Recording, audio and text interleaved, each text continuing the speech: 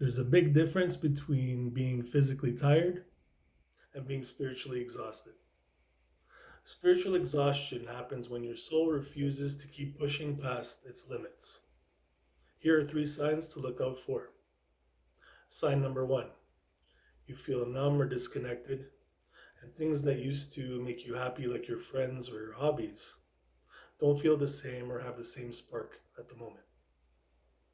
Sign number two, you feel depleted because your nervous system is overloaded from overgiving.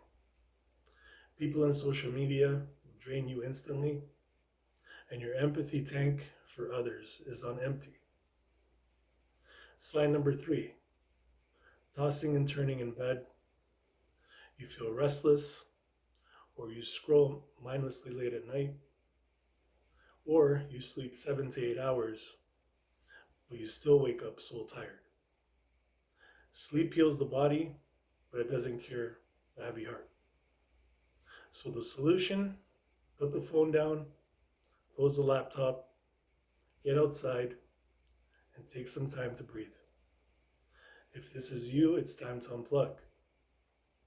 This isn't a vacation, it's more of a digital and social fast. So no noise, no notifications, just silence.